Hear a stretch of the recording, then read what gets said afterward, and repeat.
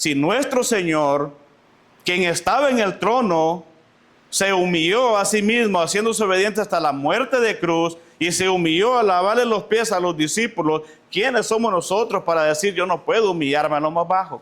Muy buenos días, amados hermanos. Bienvenidos una vez más. Qué hermoso poder alabar al Señor juntos, ¿verdad? Y recordar quién es nuestro Señor y todo lo que Él ha hecho por nosotros, a pesar de que no lo merecemos. Eso es lo más maravilloso del amor de Cristo. De hecho, el tema de ahora, y vamos a hablar acerca del amor. El tema de hoy es las excelencias del amor de Cristo. ¿A quién no le gusta hablar del amor? A los hombres nos gusta hablar del amor. A las mujeres creo que les gusta que les hablen de amor. ¿Sí o no? A todos nos gusta hablar de amor. El problema es que tristemente la definición de amor que hay en el mundo es muy diferente y está muy lejos de lo que realmente dice la Escritura acerca del amor. Está muy lejos, de hecho, de la demostración de amor que Jesucristo hizo y sigue haciendo hoy en día. Vamos a ir al Evangelio de Juan y vamos a seguir entonces a esa predicación expositiva. Y el día de hoy vamos a pasar al capítulo 13 del Evangelio de Juan. Parece extraño, ¿no? Pero ustedes saben que en la Escritura hay un texto que habla del amor. Y tiene que ver con es el capítulo 13 también, 1 Corintios capítulo 13. De hecho, lo vamos a leer más adelante. Parece que es una coincidencia, ¿no? Pero estos versículos del Juan 13, que vamos a leer del 1 al 17 el día de hoy, aunque el versículo que habla precisamente del amor es el versículo 1, tengo que decirles de anticipado que todo el texto, todo el pasaje que vamos a estar estudiando el día de hoy está rociado con ese versículo 1 que nos habla acerca del amor de Jesucristo. Porque aunque el texto habla de Jesucristo lavando los pies a los discípulos, en verdad lo que se ve en todo el texto es el amor sacrificial, el amor humilde del Señor por su iglesia y por su pueblo, el cual nos llama a nosotros a imitar de Él.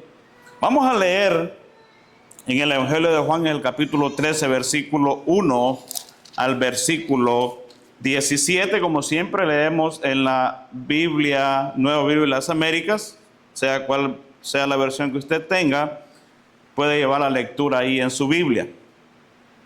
Juan 13, versículo 1 al 17. Dice que antes de la fiesta de la Pascua, sabiendo Jesús que su hora había llegado para pasar de este mundo al Padre, habiendo amado a los suyos que estaban en el mundo, los amó hasta el fin. Y durante la cena, como ya el diablo había puesto en el corazón de Judas Iscariote, hijo de Simón, el que lo entregara, Jesús, sabiendo que el Padre había puesto todas las cosas en sus manos y que de Dios había salido y a Dios volvía, se levantó de la cena y se quitó el manto y tomando una toalla se la ciñó. Luego echó agua en una vasija y comenzó a lavar los pies de los discípulos y a secárselos con la toalla que tenía ceñida. Cuando llegó a Simón Pedro, éste le dijo: Señor, ¿tú me vas a lavar a mí los pies? Jesús le respondió: ahora tú no comprendes lo que yo hago, pero lo entenderás después. Jamás me lavarás los pies, le dijo Pedro. Si no te lavo, no tienes parte conmigo, le respondió Jesús. Simón Pedro le dijo: Señor, entonces no solo los pies, sino también las manos y la cabeza. Jesús le dijo: el que se ha bañado no necesita lavarse excepto los pies, pues está todo limpio y ustedes están limpios, pero no todos. Porque sabía quién lo iba a entregar, por eso dijo: no todos están limpios. Entonces, cuando acabó de lavarle los pies, tomó su manto y sentándose a la mesa otra vez les dijo: ¿saben lo que les he hecho? Ustedes me llaman maestro y señor, y tienen razón porque lo soy. Pues si yo, el Señor y el maestro, les lavé los pies, ustedes también deben lavarse los pies unos a otros, porque les he dado ejemplo. para que como yo les he hecho, también ustedes lo hagan. En verdad les digo que un siervo no es mayor que su señor, ni un enviado es mayor que el que lo envió. Si saben esto, serán felices si lo practican. Vamos a orar. Padre, te damos gracias una vez más por tu misericordia, por tu amor y tu cuidado. Te damos gracias, Señor, porque si estamos aquí es por tu gracia, Señor. Si estamos en pie es por tu misericordia. Te alabamos y te exaltamos por quien tú eres y reconocemos nuestra necesidad de ti. Perdona nuestro pecado, Señor, y ayúdanos a vivir cada día con los ojos puestos en Jesucristo, nuestro Salvador.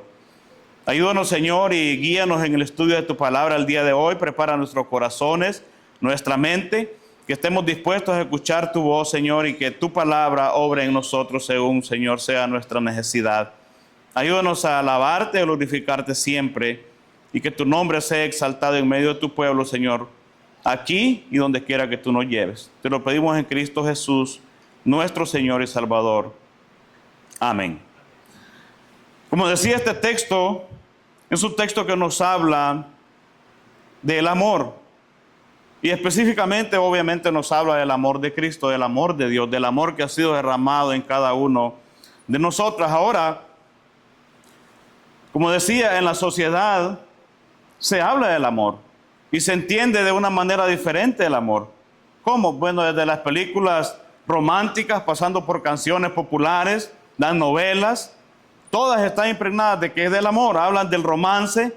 Es un tema importante en el entretenimiento el día de hoy, sea en la televisión, sea en las canciones y en todo lo que se habla. De hecho, es un gran negocio.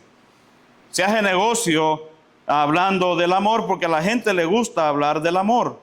Ahora es interesante que la versión moderna del amor, amados hermanos, es narcisista. Porque el amor, como lo entiende la sociedad moderna, es un amor que tiene que ver con el interés propio, tiene que ver con lo que yo puedo obtener, con lo que yo puedo ganar de ese amor. Entonces, ¿qué pasa cuando se piensa de esa manera? Tan solo se ve a los demás como un medio de gratificación personal y ese amor es un amor egoísta. ¿Qué sucede en las relaciones personales cuando se ve el amor de esa manera? Bueno, cuando esa persona a la que yo digo amar no me da lo que yo quiero, lo que yo necesito, entonces decimos que el amor se acaba, que ya no hay amor. Y entonces, ¿qué pasa? Se separa, sea una relación de amistad, sea una relación de pareja. Sucede eso, ya no hay amor, se acabó el amor. ¿Por qué? Porque ya no me da lo que yo necesito, lo que yo quiero. Y cuando yo no obtengo beneficios de esa persona a la que yo digo amar, entonces simple y sencillamente digo que el amor se acaba. Y entonces se acaba esa relación. Y ese es el amor que tristemente del que se habla en la sociedad moderna. Ahora es interesante que en marcado contraste con ese amor egocéntrico, la Biblia nos enseña el amor verdadero.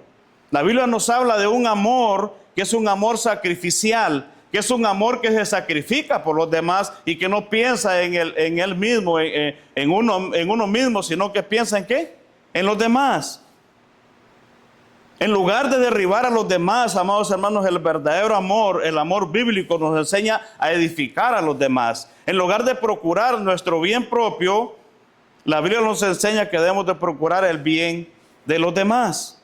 La enseñanza bíblica del amor, amados hermanos, como decía, obviamente está mucho más clara en 1 Corintios capítulo 13. Si usted quiere saber del amor, claro está, mire la cruz, Jesucristo es la mayor expresión de amor.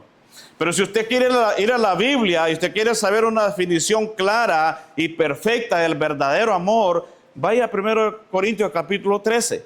Y quiero leer solamente de los versículos 4 al versículo 8 para que veamos realmente qué es lo que la Biblia nos enseña acerca del amor.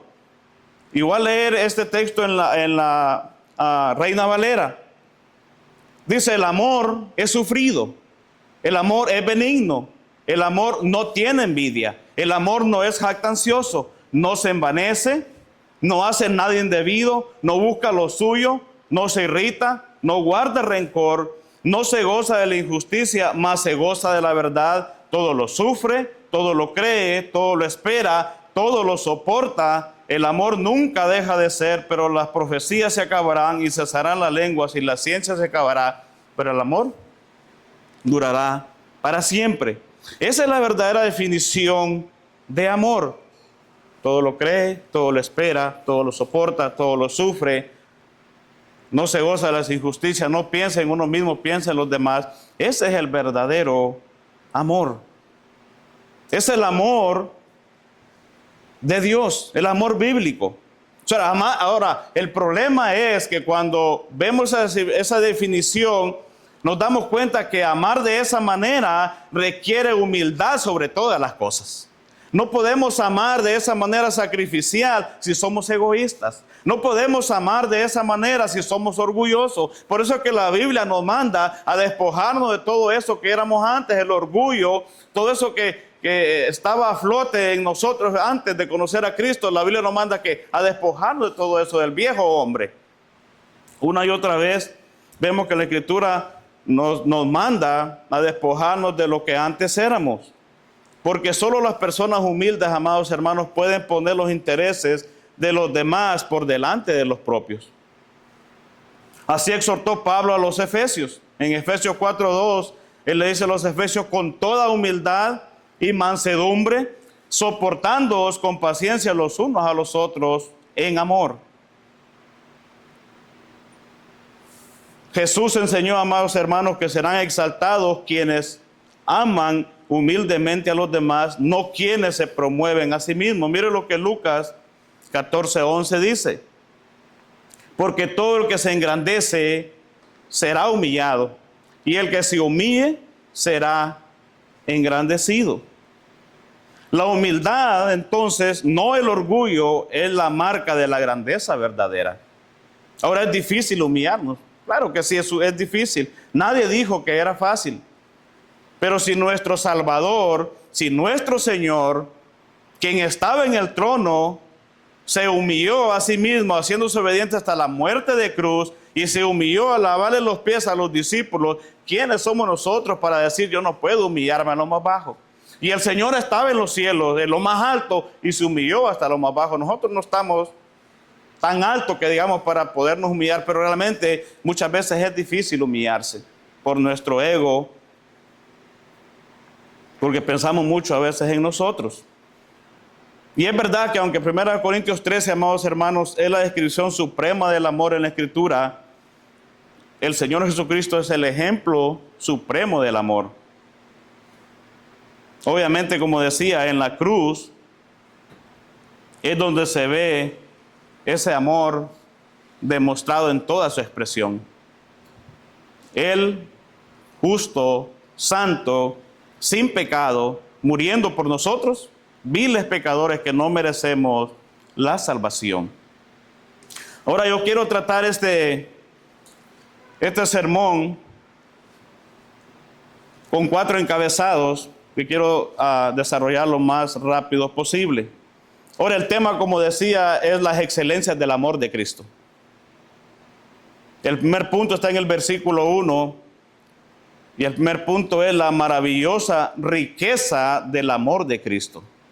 Dice en el versículo 1 que antes de la fiesta de la Pascua, sabiendo Jesús que su hora había llegado para pasar a este mundo al Padre, habiendo amado a los suyos que estaban en el mundo, los amó hasta el fin. La fiesta de la Pascua, ya hemos hablado anteriormente a qué se refiere, pues es el festival anual que los judíos conmemoraban la liberación divina de Israel de la esclavitud egipcia. Esta Pascua sería la última con autorización divina.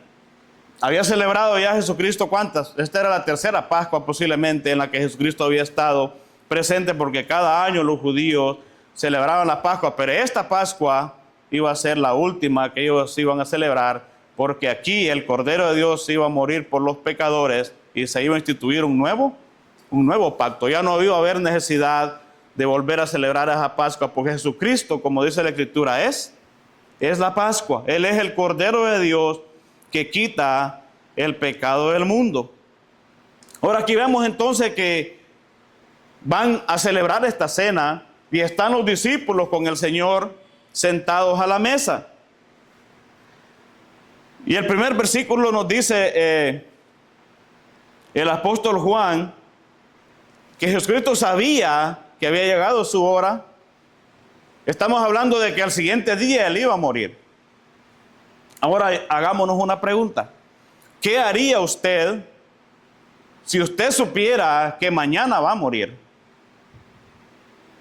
¿Qué haría usted? Porque muchas veces cuando tenemos cáncer o una enfermedad terminal nos dice, bueno, tienes los días contados, tienes tantos días. ¿Qué es lo que pensamos nosotros si nos encontramos en ese momento y sabemos que vamos a morir en unos pocos días? En este caso, el día siguiente Jesucristo iba a morir. ¿Qué haríamos nosotros? Muchos dirían, bueno, voy a conocer un lugar que quise conocer por años y nunca pude hacerlo. Bueno, voy a visitar a todos mis familiares y despedirme de ellos. Bueno, voy a vivir en paz y tranquilidad porque es el último día que tengo de mi vida. Y vienen muchas ideas a nuestra mente. Pero lo interesante de lo que nos dice el apóstol Juan aquí es que Jesucristo, sabiendo que su hora había llegado y que iba a pasar de este mundo al Padre, dice que habiendo amado a los suyos que estaban en el mundo, los amó hasta el fin.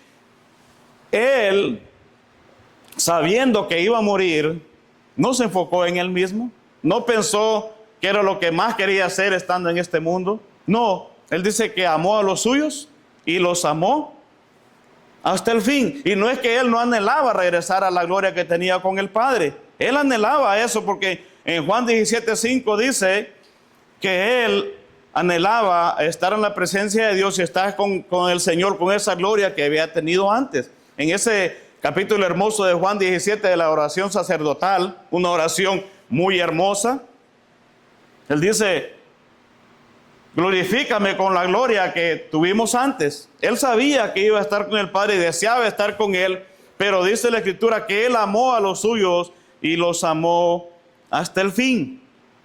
Es interesante que el apóstol Juan dice que los que estaban en el mundo, el Señor los amó hasta el fin. ¿Por qué es interesante esta frase? Porque el cristiano está en el mundo, pero no pertenece al mundo. Es algo que muchas veces usted le puede decir a la persona y la persona no lo van a entender. Yo tampoco lo entendía, créame. A mí me decían, cuando yo conocí personas que eran cristianas, me decían, nosotros no pertenecemos a este mundo. Yo me reía, yo me burlaba de ellos. Decía, ¿cómo que no perteneces a este mundo? No eres de este mundo, pero yo te veo que vives en este mundo.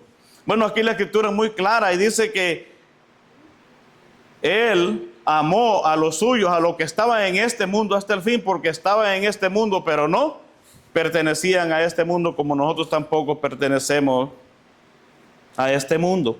Ahora, cuando dice que los amó hasta el fin, para nosotros fin tiene que ver con algo que termina ahí. Pero esta palabra fin, que es telos en griego, significa que los amó a perfección y significa estar completo. ¿Qué significa entonces que los amó hasta el fin? Significa que Jesucristo amó a los suyos con toda la medida del amor. Con un amor pleno, con un amor perfecto, con un amor supremo. Porque solo Él puede amar de esa manera. Es cierto, amados hermanos, que hay un sentido general en que Dios ama a todo el mundo. Juan 3:16 dice que de tal manera amó Dios al mundo que dio a su Hijo unigénito para que todo aquel que en Él crea no se pierda, mas tenga vida eterna. Dios amó tanto al mundo que dio a su Hijo y todo el mundo tiene la oportunidad de salvación en Él. Obviamente esto no enseña el universalismo, que todos van a ser salvos, pero sí enseña que la salvación está disponible para todos. Obviamente no todos van a ser salvos. Hay algunos que no van a creer, pero el amor de Dios de alguna manera se derrama sobre todos en lo que se le ha llamado, los teólogos le llaman la gracia común. Mateo 5, 44, 45 habla sobre eso. Mira lo que dice Mateo 5, 44, 45. Pero yo les digo, amen a sus enemigos y oren por los que los persiguen, para que ustedes sean hijos de su Padre que está en los cielos. porque Él hace salir su sol sobre malos y buenos y llover sobre justos e injustos. La gracia común de Dios que dice que hace salir el sol para justos y para injustos. Pero aquí nos dice entonces el apóstol Juan que a los suyos, que a su pueblo, a los que Él escogió, los amó con un amor perfecto, eterno y redentor, con un amor que excede todo conocimiento, como dice Filipenses capítulo 3, versículo 19. Ahora, este es un amor que en verdad muchas veces no se puede entender.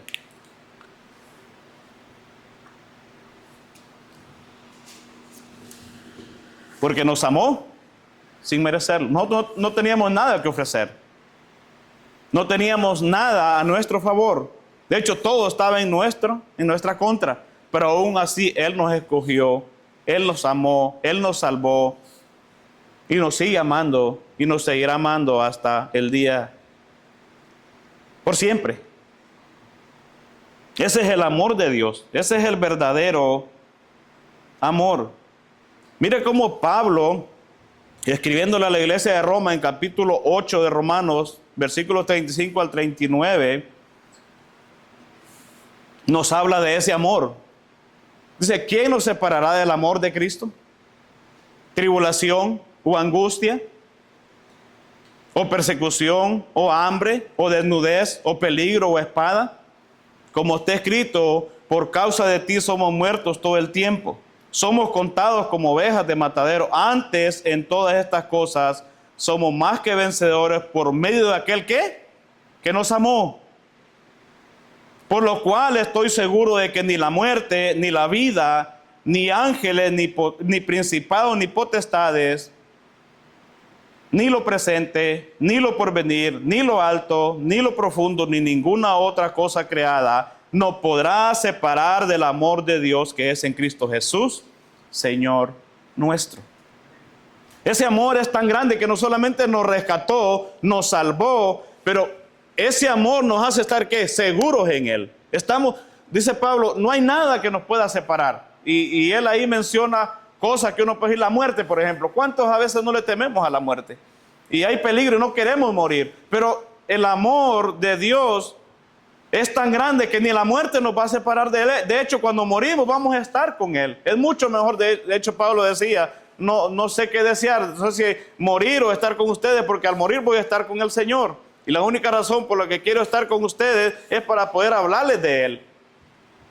Nada nos puede separar del amor de Cristo. Es esa, amados hermanos, la maravillosa riqueza del amor de Cristo. Ahora es interesante que en el versículo 2 vemos un marcado contraste entre el amor de Cristo y el rechazo a ese amor de Cristo. El segundo punto es el rechazo del amor de Cristo. El versículo 2 dice que durante la cena, como ya el diablo había puesto en el corazón de Judas Iscariote, hijo de Simón, el que lo entregara, hasta ahí el versículo 2, el rechazo al amor de Cristo. Vemos que la atención de ese versículo 1 de que Cristo amó a los suyos y los amó hasta el fin con amor perfecto, cambia de esa luz brillante del amor de Cristo a la oscuridad del corazón de Judas. Sabemos que aún antes de la cena ya el diablo había puesto en el corazón de Judas, hijo de Simón, que le entregase. Ahora ese contraste, amados hermanos, es muy marcado y se ve muy claro cómo el amor de Cristo, que lo derramó sobre todos ellos y lo sigue derramando sobre todo su pueblo, y aún ahora podemos ver esa realidad que muchos reciben ese amor, pero muchos ¿qué? Rechazan el amor de Cristo. Muchos rechazan el amor de Cristo. Es interesante que en el momento en el cual Jesús va a lavar los pies de los discípulos, no lavó los pies solamente de los otros 11. Bueno, la Escritura no dice que solo lavó los pies de los 11. Él lavó los pies de los 12 que estaban ahí, incluido Judas.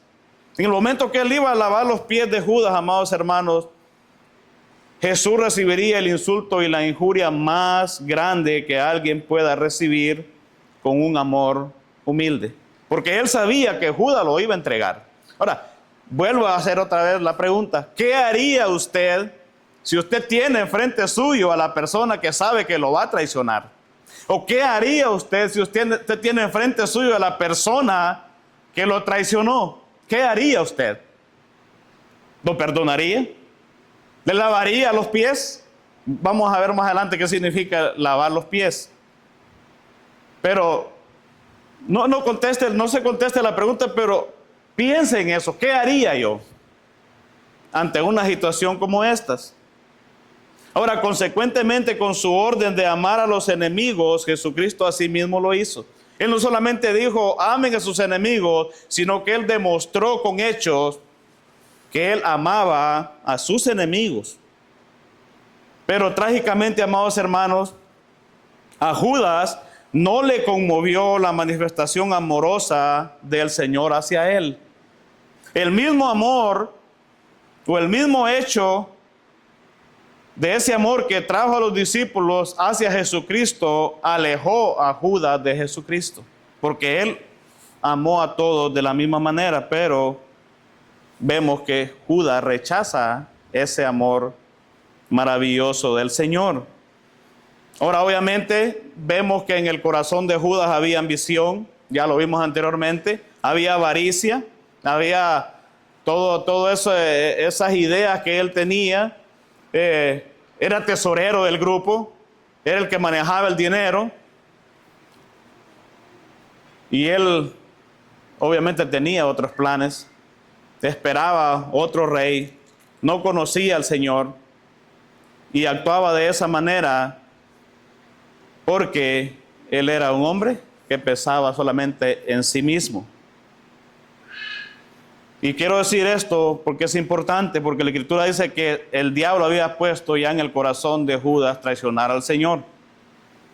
Y aunque Satanás inspiró, amados hermanos, su traición a Cristo, Judas era completamente responsable por su pecado. ¿Por qué? Porque somos muy ligeros para echar la culpa a los demás. Y eso no es algo nuevo, eso viene desde el Edén. ¿Se recuerda cuando Adán y Eva pecaron? Y el Señor dice, ¿dónde están? Se escondieron. ¿Qué hiciste, Adán? Es que la mujer que me diste. Echando la culpa a Dios. Y Eva, ¿qué pasó, Eva? Bueno, es que la serpiente no tuvo a quien echar la culpa, así que, como decimos nosotros, se fregó porque ya no pudo. Pero eso es algo que no es nuevo. Echarle la culpa a los demás es algo que viene ya de tiempo muy atrás, y muchas veces somos muy rápidos para decir, no, es que el diablo. Y pecamos, ¿y a quién le echamos la culpa? Al diablo.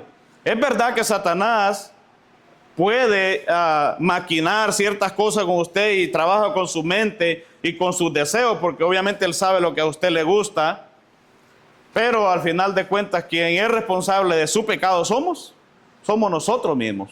Y por eso es que la Escritura nos manda también a arrepentirnos constantemente. ¿Por qué? Porque cuando reconocemos nuestro pecado, podemos arrepentirnos y pedirle perdón a nuestro Dios, pero cuando le echamos la culpa al otro, ¿qué va a pasar? Vamos a seguir pecando, vamos a seguir cayendo en el mismo pecado, y como no reconocemos que somos los culpables, no vamos a poder arrepentirnos, y eso va de mal en peor cada día, como le pasó al rey David, que gracias a Dios él después se arrepiente y dice, cuando encubrí mi pecado, sentí que mis huesos se secaban, y esa relación con Dios estaba quebrantada, pero cuando él se arrepiente, él se da cuenta que es lo mejor que un cristiano puede hacer, reconocer sus faltas y sus pecados. Judas era culpable de traicionar a Cristo, aunque el diablo ya había puesto en su corazón que traicionara al Señor. Entonces, amados hermanos, vemos la maravilla del amor de Cristo y vemos el rechazo a ese amor tan maravilloso, tan grande, un amor eterno, un amor completo. En tercer lugar, amados hermanos, vamos a ver la revelación y la demostración del amor de Cristo en los versículos 3 al versículo 11. No lo vamos a leer porque ya lo leímos, pero vamos a ir viendo lo que nos dice la Escritura en esa porción. Y aquí entonces vemos obviamente la parte en que Jesucristo lava los pies a los discípulos. Dice la Escritura entonces que el Padre le había dado todas las cosas en sus manos al Señor y que a Dios iba. Aquí vemos claramente que Juan está tratando de mostrarnos la deidad de Cristo, de que venía el Padre y al Padre iba. Porque es interesante que Él nos muestre aquí una vez más la grandeza de Jesucristo y la deidad de Cristo, porque Él está a punto de humillarse hasta lo sumo. Él está a punto de humillarse hasta lo más bajo, y por eso Él nos reitera aquí la realidad de que Él es Dios, de que siendo Dios, Él no tomó en cuenta el hecho de ser el mayor de todos en ese lugar y el mayor de todos en todo el universo. Juan revela entonces, amados hermanos, aquí la profundidad de la humildad de Jesús cuando enfatiza su exaltación. El creador y gobernante del universo estaba a punto de lavar humildemente los pies a los discípulos, algo que era una tarea solamente para los siervos y los esclavos más bajos. Esa tarea de lavar los pies a los invitados, esa tarea estaba reservada solamente para los esclavos de la más baja calidad. De hecho, ni los judíos ni los romanos, que eran esclavos de alguna manera, no estaban dispuestos o no se les permitía que lavaran los pies a los demás. Era una tarea que se le dejaba a las personas más despreciables, a las personas de más bajo rango en lo que son los esclavos en ese tiempo. Ahora, no podemos comparar, obviamente, el hecho de que en ese tiempo se le lavara los pies a los discípulos a que ahora, digamos, vamos a lavar los pies a alguien. No hay una comparación, porque en ese tiempo, recuerden que los pies de los discípulos, de todas las personas en Israel, estaban cubiertos solo con sandalias. No usaban ni zapatos, no usaban ni botas, eran sandalias, y los caminos donde ellos andaban eran caminos llenos de polvo. Se imagina cómo andaban esos pies. Eran unos pies bastante sucios. Y era costumbre que cuando usted llegaba a un lugar y era invitado a un lugar, tenía que alguien lavarle sus pies, porque no podía entrar con los pies sucios. ¿Usted recuerda cuando Jesucristo entró a la casa de un publicano, y cuando esta mujer le riega todo ese perfume en los pies y le lava los pies, y el publicano se queda viendo y dice: y este no sabe que la clase de mujer que es esta?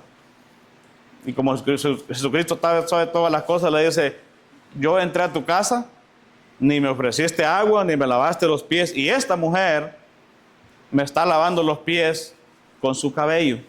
Entonces era costumbre que cuando usted invitaba a alguien a su casa, su siervo le lavara los pies. ¿Por qué digo esto? Porque los discípulos sabían esto. Sabían que alguien tenía que levantarse y lavar los pies para poder cenar. Pero sucede que nadie se había levantado a hacerlo. Todos estaban ahí, listos para comer, ya con la cuchara en la mano, y todos con los pies sucios. Seguramente se miraban uno a otro: ¿y quién será que va a lavar los pies? ¿Dónde está el siervo que lo mandaron porque lo laven los pies? Ahora, a estas alturas ustedes saben que ya los discípulos habían pasado 3 años con el Señor.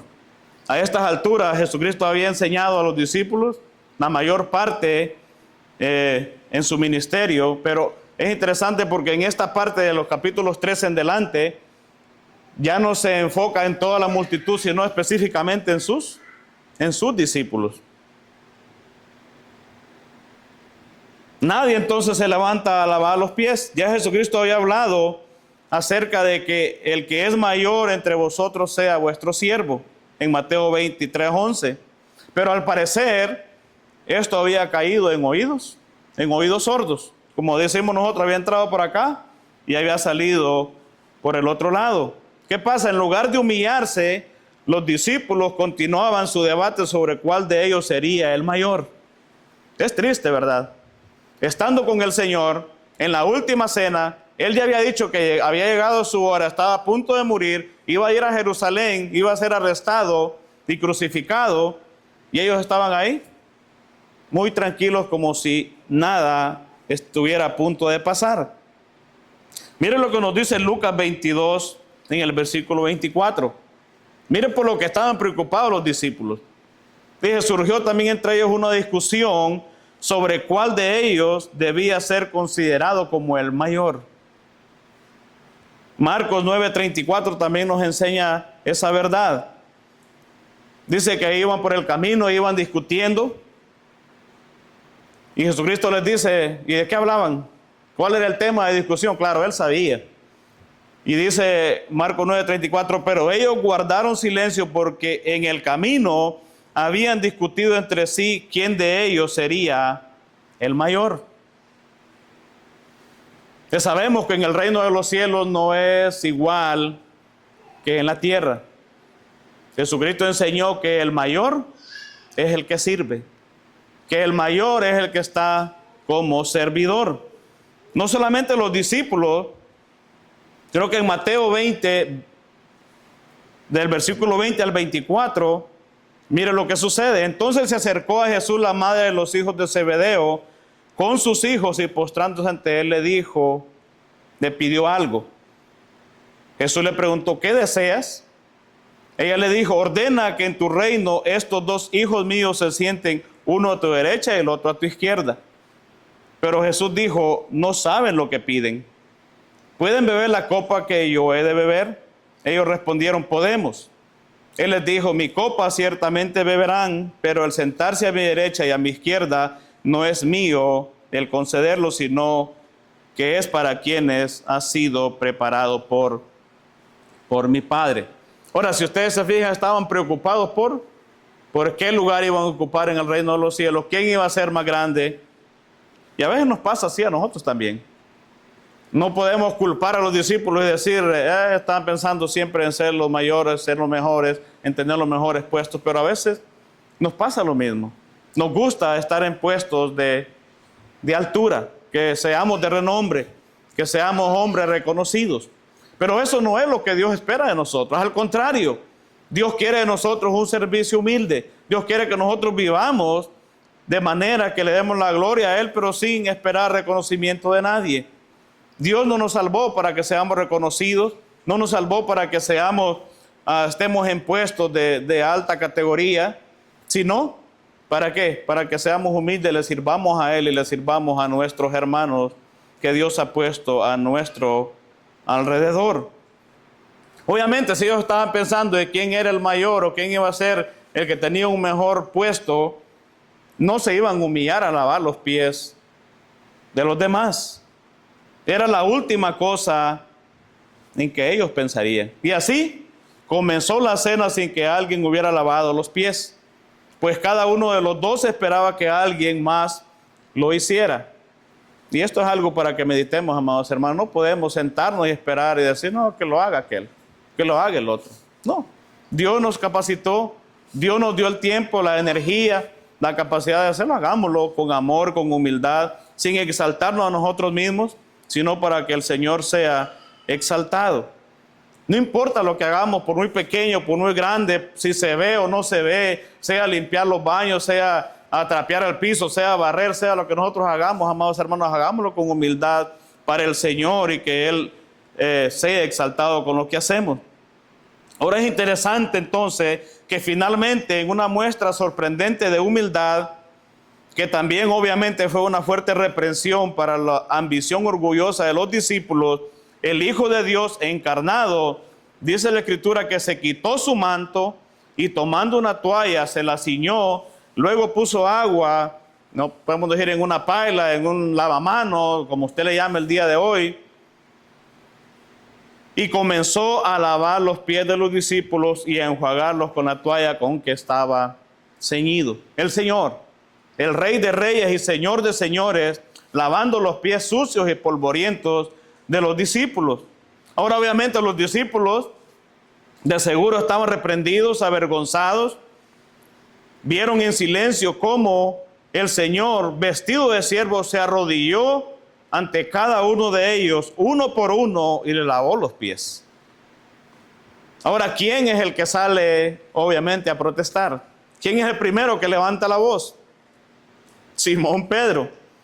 No es sorprendente porque no es la primera vez que Simón Pedro es el primero que habla, y algunas de las veces que habló, como decimos nosotros en nuestro país, la regó, y la regó feo.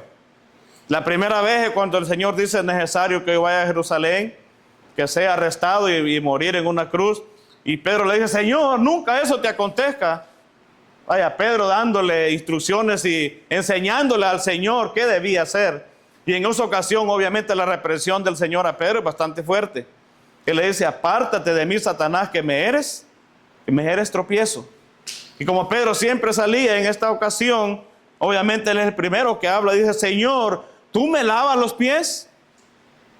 Ahora, Pedro estaba reconociendo en ese momento que el Señor estaba en lo más alto y que no se podía comparar con ellos, y mucho menos con un siervo que les iba a lavar los pies. En esa parte él estaba en lo correcto. Él entendía que ese trabajo no era para el Rey de Reyes y Señor de Señores, pero él no estaba entendiendo lo que Jesucristo estaba a punto de enseñarles. Por eso es que cuando alguien está enseñándonos, amados hermanos, tenemos que estar conscientes de que la palabra de Dios siempre tiene un mensaje para nosotros, pero nosotros tenemos que estar atentos a ese mensaje para poder captar lo que el Señor realmente quiere de nosotros. Pedro en ese momento no entendió y rápidamente dice: ¿tú me lavas los pies? ¿Y por qué Pedro dice esto? Obviamente en la cultura judía nunca se había escuchado que un siervo judío, aún siendo siervo, lavara los pies de alguien. Pero Jesucristo le dice, con amor, con humildad: lo que yo hago, tú no lo comprendes ahora, mas lo entenderás después. Solo después de la muerte y de la resurrección, Pedro iba a entender, y los demás discípulos iban a entender, amados hermanos, lo que nosotros hoy por gracia también entendemos: que el Hijo del Hombre no vino para ser servido, sino para servir y para dar su vida en rescate por muchos. Lo dice en Mateo 20:28. El Hijo del Hombre no vino para ser servido, sino para servir y para dar su vida en rescate por muchos. Y si el Hijo del Hombre no vino para ser servido, sino para servir, obviamente nosotros, porque a veces tenemos esa mala idea en la iglesia también. A veces venimos a la iglesia y queremos que todo el mundo nos sirva, pero nosotros estamos de brazos cruzados y no queremos levantar ni un dedo. No venimos a que nos sirvan, venimos a servir. Y no venimos por compromiso, venimos con gozo, porque sabemos que servimos al Señor, sabemos que servimos a nuestro Salvador, y sabemos que lo hacemos por amor a Él y por amor a nuestros hermanos. ¿No es hermoso eso? Aún de jalar una silla para acá, regresarlas para allá, jalar el púlpito de aquí para allá, poner las bocinas allá, todo eso que hacemos parece que fuera algo insignificante, pero es algo que lo hacemos por amor al Señor. Lo hacemos para alabar juntos al Señor, para servirnos unos a otros, y eso lo hacemos con gozo. Así es como Dios quiere que nosotros vivamos. Y cuando se siente que es una carga, que es un peso y que es molesto, significa que ya no lo estamos haciendo con ese gozo, con ese deseo de agradecer y alabar a nuestro Dios y de servir a nuestros hermanos. Obviamente aquí vemos que Pedro pensó que él podía decirle al Señor lo que él podía hacer. Y él le dice: no me lavarás los pies jamás, ni ahora ni nunca. Nunca me vas a lavar los pies. Pareciera que Pedro en este caso está portando como un hombre bien educado, un hombre que piensa en los demás y que no quiere que el Señor se ensucie las manos, pero obviamente no estaba pensando correctamente. Aunque la modestia de Pedro puede parecer digna, amados hermanos, de elogio, el Señor desea obediencia sobre todas las cosas. Miren lo que dice Primera de Samuel, capítulo 15, versículo 22. Y Samuel dijo: ¿se complace el Señor tanto en holocaustos y en sacrificios como en la obediencia a la voz del Señor? Entiende, el obedecer es mejor que un sacrificio y el prestar atención que la grasa de los carneros. Nada, amados hermanos, es más importante que obedecer a nuestro Dios. Por muy buena que parezca la acción que usted está haciendo, por muy importante que parezca, si no lo hace en obediencia al Señor, o si la motivación no es alabar al Señor y que el Señor sea engrandecido, no tiene ningún sentido. La obediencia es lo que el Señor espera de nosotros. Él quiere que seamos obedientes, y muchas veces hay cosas que no las vamos a entender, muchas cosas que Dios pide de nosotros y no las entendemos, pero el Señor no nos ha mandado a entender todo. No lo entendemos todo. Si lo entendiéramos, entonces Dios no fuera Dios, porque Dios es incomprensible, pero Dios nos ha mandado a ser obedientes, a obedecerle a Él y a darle la gloria a Él con nuestra obediencia. Y mira lo que el Señor le dice a Pedro: si no te lavare, no tendrás parte conmigo. Ahora, esta es una parte importante de lo que Cristo está haciendo aquí. La respuesta de Jesús cumplía, amados hermanos, dos propósitos. Primero, era corregir el concepto erróneo que tenía Pedro y los demás discípulos acerca de la misión mesiánica del Señor, porque ellos todavía no habían entendido que Cristo en su primera venida venía como el Cordero de Dios que quita el pecado del mundo. Él venía humilde, Él venía a morir por los pecadores, y esa era una verdad que los discípulos tenían que aprender. Por eso Cristo una y otra vez se los enseñó, y en este último momento, en estos últimos días del Señor en la tierra, Él recalcó esa realidad para que ellos pudieran entender. Él venía a morir como el Cordero inmolado, humilde. Ese es el primer propósito por el cual Cristo le dice: si no te lavares, no tendrás parte conmigo. En su primera venida el Señor no venía como rey conquistador. El Señor venía como el Cordero y el sacrificio por los pecados del pueblo.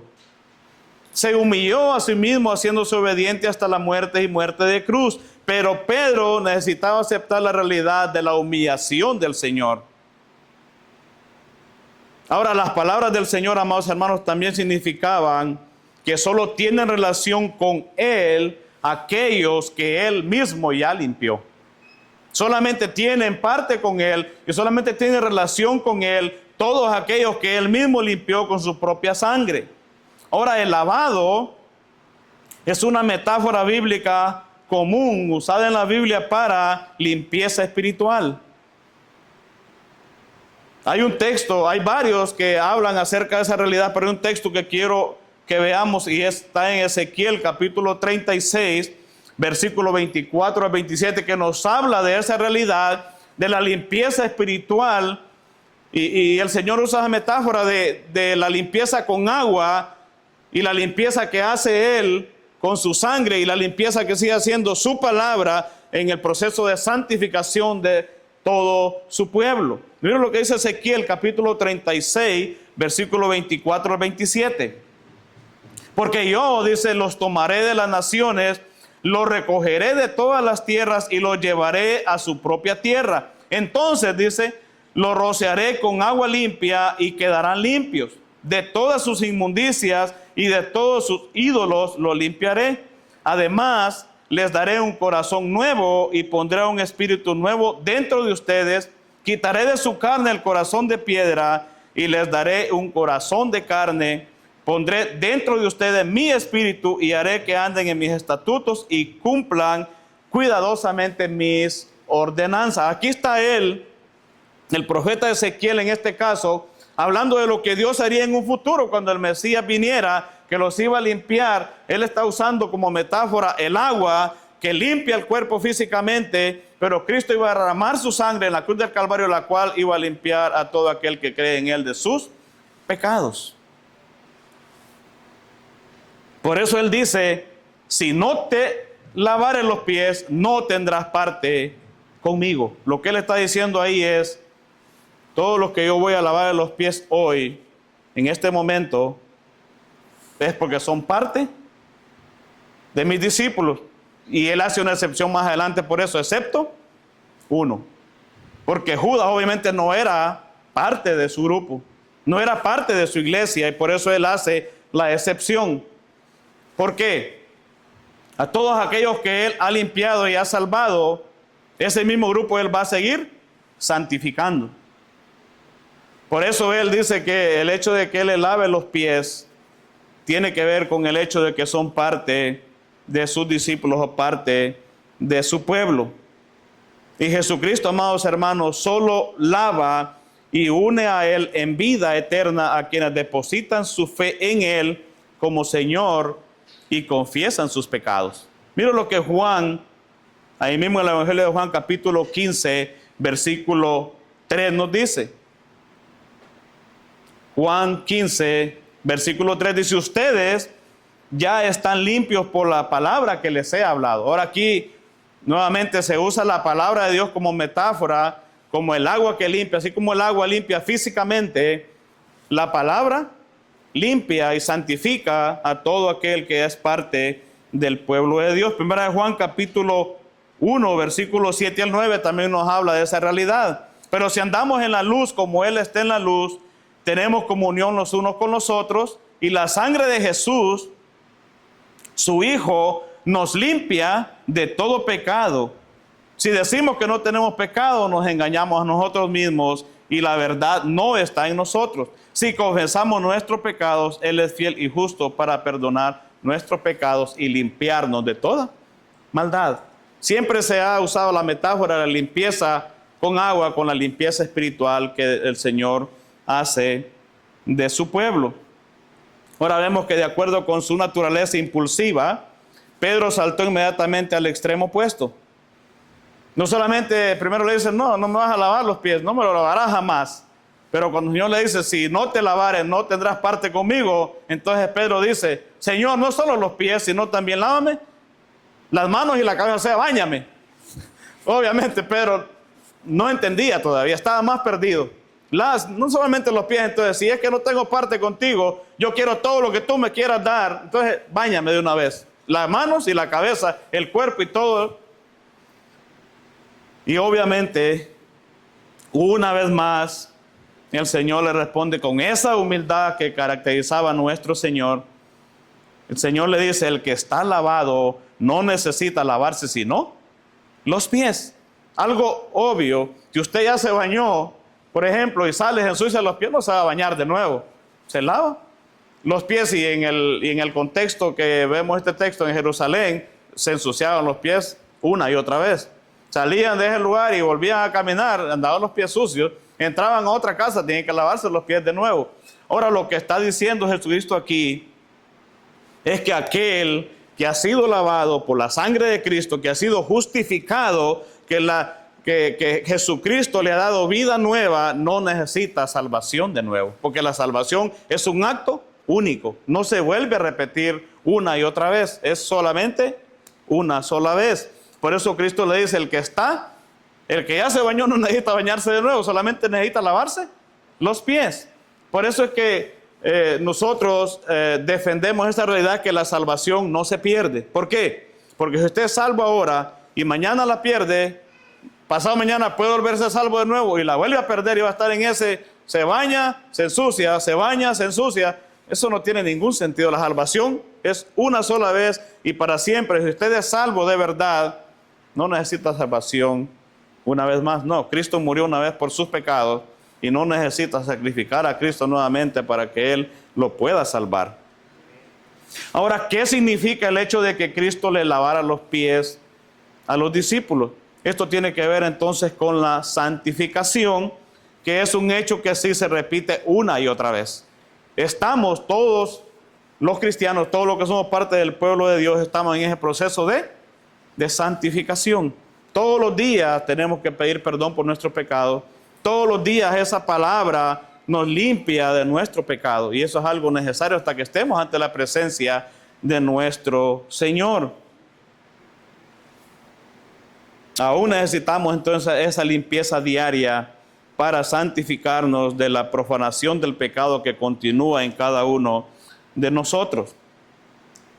El apóstol Pablo enseñó esta verdad escribiéndolo a la iglesia de Filipos en el capítulo 3, en el versículo 12 al versículo 14.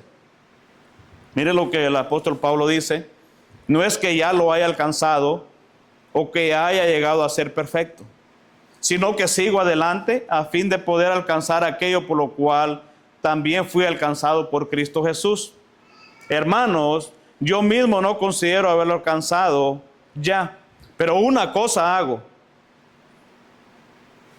olvidando lo que queda atrás y extendiéndome a lo que está adelante, prosigo hacia la meta para obtener el premio del supremo llamamiento de Dios en Cristo Jesús. Mientras no lleguemos a la presencia del Señor, amados hermanos, necesitamos esa limpieza espiritual de santificación por medio de la palabra del Señor. Por eso es que se nos llama constantemente a ir a la palabra, porque esa palabra es la que Dios usa para nuestra santificación diaria. Entonces Jesús agrega ahí que el que está limpio no necesita lavarse sino los pies. Pero Jesús agrega, aunque no, todos están limpios. Obviamente ahí nos damos cuenta que una cosa era cierta: había alguien ahí que no pertenecía al pueblo de Dios y era Judas quien le iba a entregar. Por eso él dijo, no todos están limpios. Las palabras del Señor, amados hermanos, fueron un último llamamiento y advertencia para Judas, quien estaba a punto de ejecutar su plan y entregar al Salvador.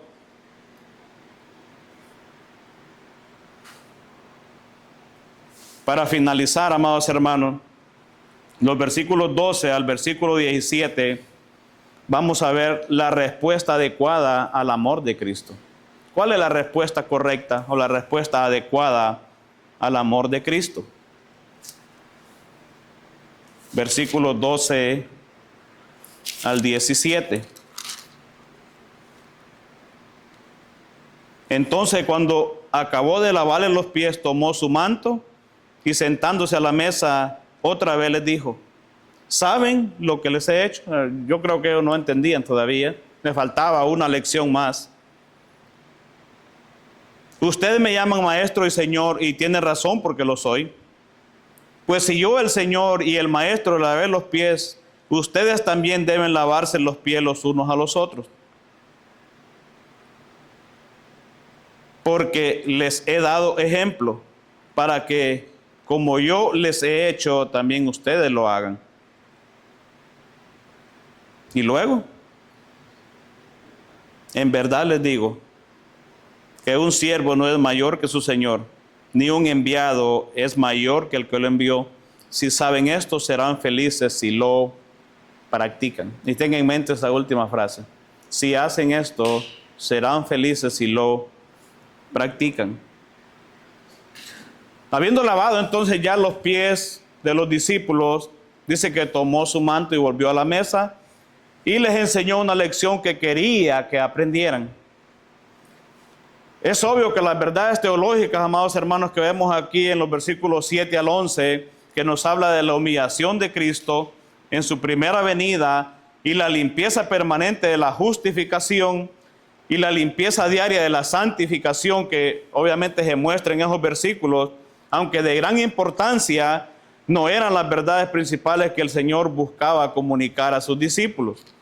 El principio más importante que Jesús quería enseñar a sus discípulos era la trascendencia de la humildad y el servicio en amor. La humildad y el servicio en amor. Esto es claro porque Él les dijo, ¿sabéis lo que os he hecho?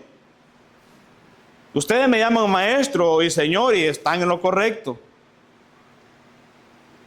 Y yo, siendo el maestro y señor, les he lavado los pies. Esta era una lección, amados hermanos, muy importante para los discípulos que ya estaban anteriormente peleando por qué posición ellos iban a ocupar en el reino. Si el Señor de la gloria estaba dispuesto a humillarse y a asumir el papel de siervo más bajo, ¿cómo podían ellos hacer menos? Una vez Jesús, anteriormente en Lucas 6:46, preguntó, ¿por qué me llamáis Señor y no hacéis lo que yo os digo? Aquí estaba diciendo en realidad, ¿por qué me llaman Señor y no siguen mi ejemplo? A partir de este pasaje entonces, también sabemos que algunos argumentan que el lavamiento de los pies es una ordenanza del Señor. Y hay ciertas iglesias que practican el lavamiento de los pies tomando en cuenta este pasaje. Pero claramente nos damos cuenta que esta no es una ordenanza. Que lo que Él está enseñando aquí es que nosotros debemos servirnos unos a otros en un amor sacrificial, en un amor humilde. Y es interesante porque este hecho de esta mención de lavar los pies solo se menciona, valga la redundancia, una vez más en la Escritura.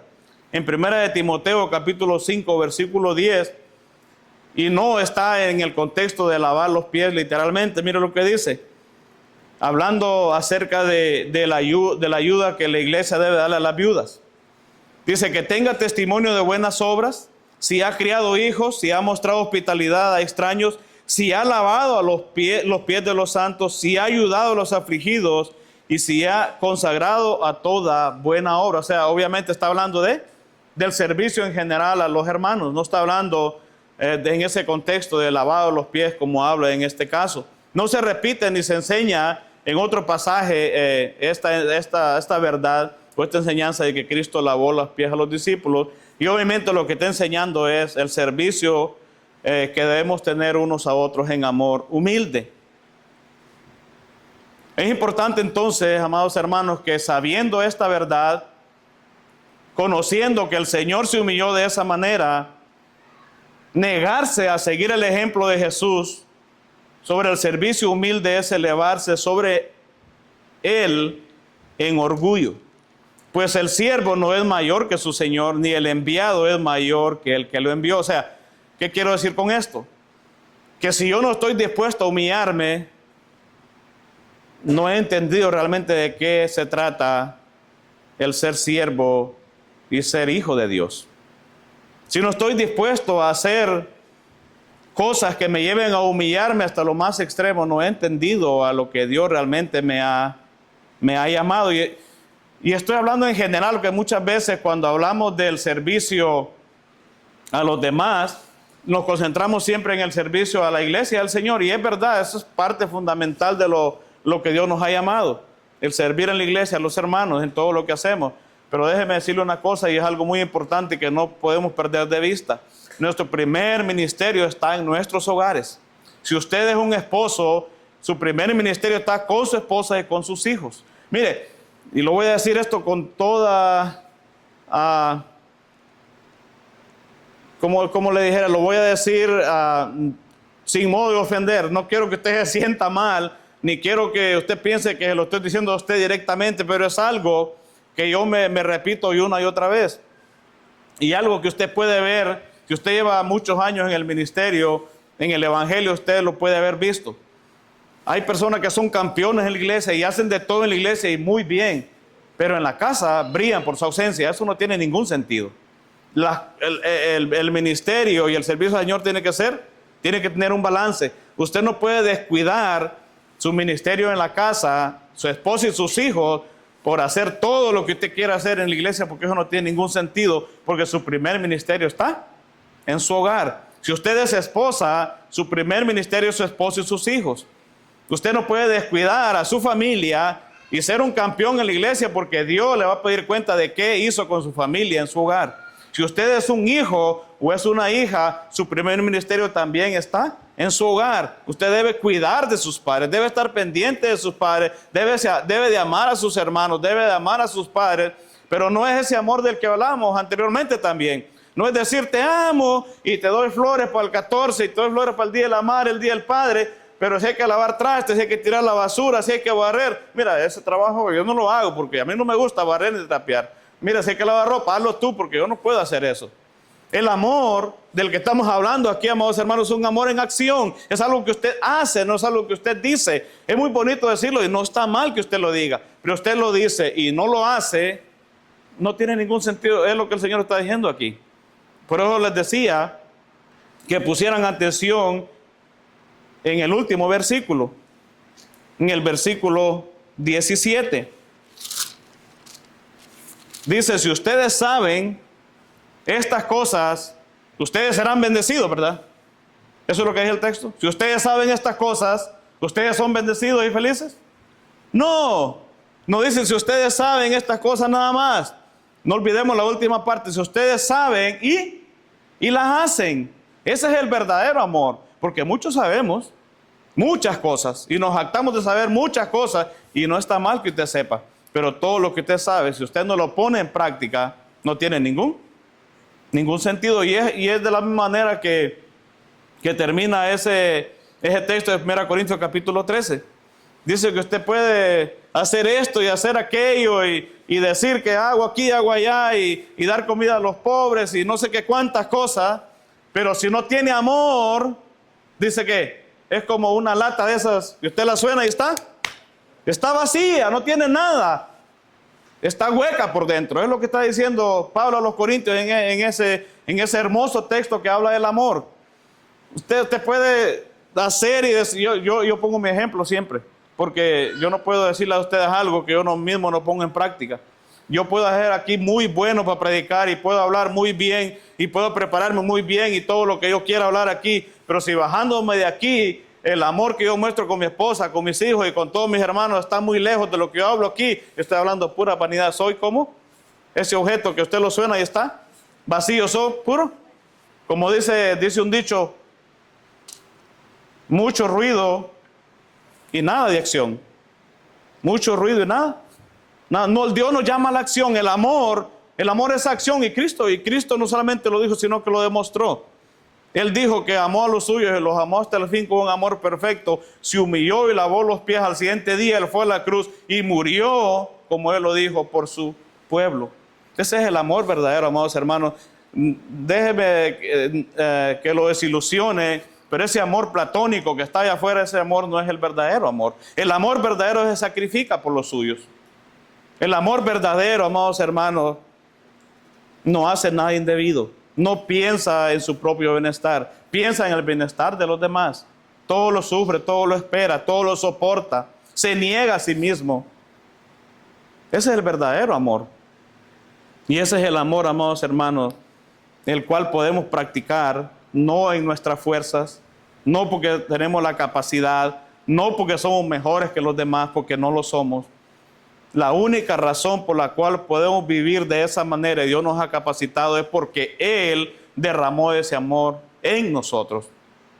Porque Él nos amó primero, nosotros podemos amar.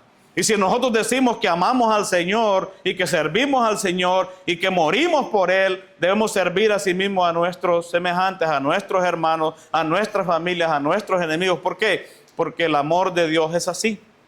Ese es el amor que Dios ha derramado sobre nosotros. Y ese es el amor, amados hermanos, que debemos poner en práctica una y otra vez. Una y otra vez. No perfecto como el Señor, porque Él es perfecto.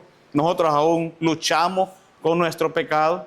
Aún vivimos esas batallas diarias. Aún tenemos ese problema de la lucha de lo que nuestra carne desea y lo que el Espíritu desea. Pero Dios nos ha capacitado para amar de esa manera. Dios nos ha capacitado para humillarnos, que es difícil, pero debemos hacernos y poner a los demás antes que a nosotros mismos. Y al